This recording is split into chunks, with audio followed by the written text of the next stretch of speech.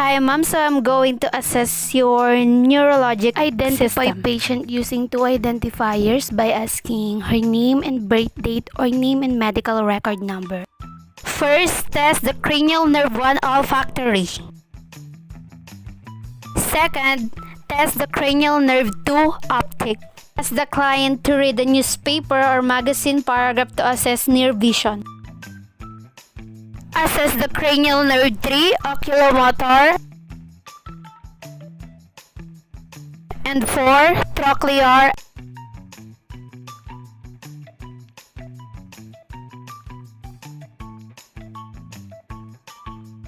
and 6 abducens.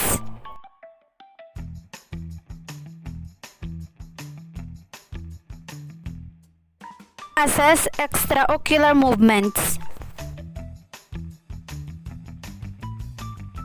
Assess pupillary response to light and accommodation in both eyes. Then I assess the cranial nerve 5 trigeminal. Ask the client to clench the teeth while you palpate the temporal and masseter muscle for contraction. Test sensory function of cranial nerve 5.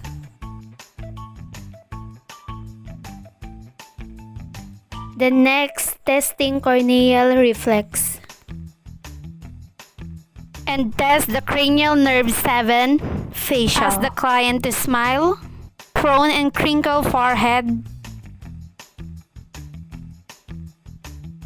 Show the teeth. Pop out cheeks. Purse lips.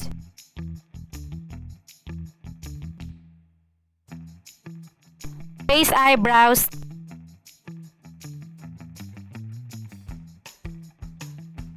Close eyes tightly against resistance.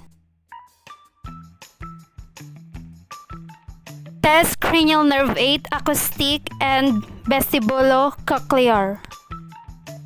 To test the client's hearing ability in each ear and perform the Weaver and Rene test to assess the cochlear auditory component of cranial nerve 8.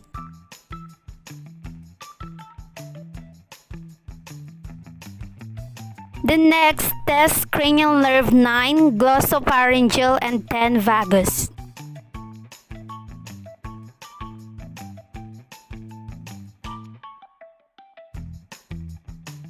Test the gag reflex by touching the posterior pharynx with the tongue depressor.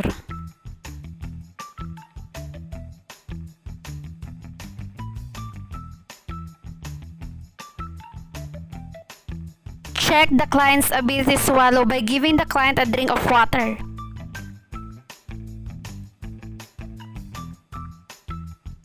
Then test the cranial nerve 11 spinal accessory.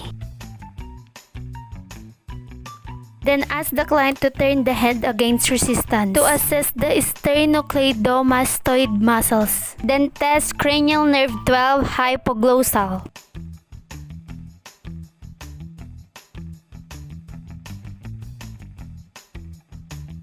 In motor and cerebral system, assess condition and movement of muscles and the size and symmetry of all muscles.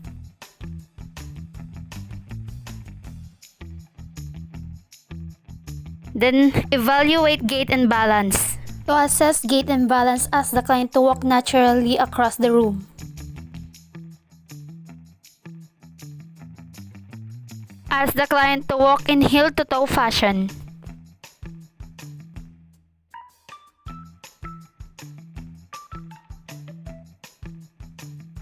Then, perform the room bird test.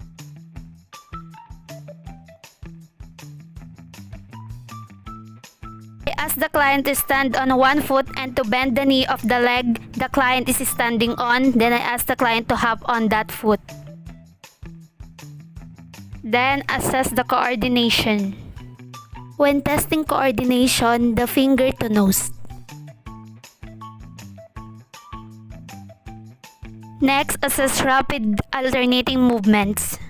Then I ask the client to touch each finger to the thumb and to increase the speed as the client progresses. Then testing rapid alternating movements in the palms.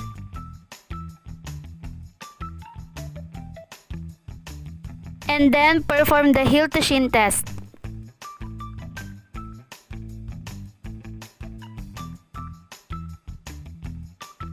In sensory system, assess light touch pain and temperature sensation. Ask clients to close both eyes and tell you what they feel and where they feel it. I'm testing light touch sensation. Second, I'm testing pain sensation. Sharp ends of a safety pin or paper clip. Then test vibratory sensation. Strike a low-pitch tuning fork on the heel of your hand and hold the base on the distal ridges. Next, the four-finger tip.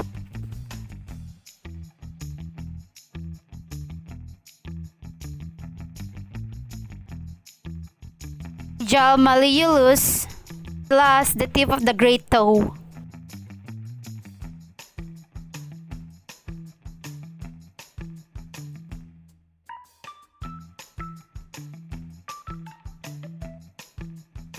Then test the sensitivity to position.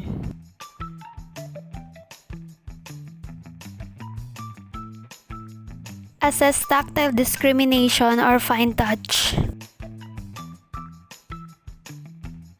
To test point localization, briefly touch the client and ask the client to identify the points touched. To test gravistasia, use a blunt instrument to write on the palm of the client's hand.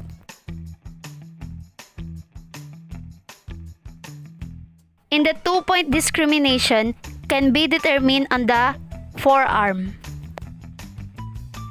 Test extension simultaneous touch the client in the same area on both sides of the body at the same point. Ask the client to identify the area touch. In reflexes, test deep tendon reflexes.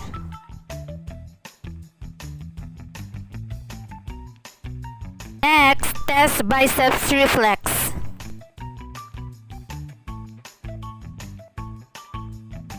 Then assess the brachioradialis reflex.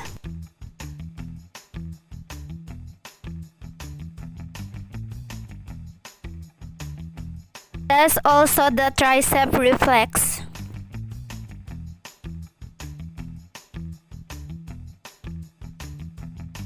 Then assess the patellar reflex. Using the reflex in the client, dorsiflex the foot and tap the tendon using the flat side of the reflex hammer. Then test Achilles reflex.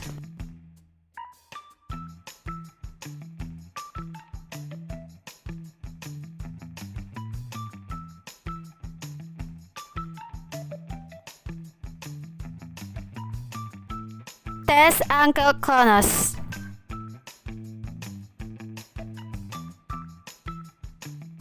Test the superficial reflexes, then assess plantar reflex.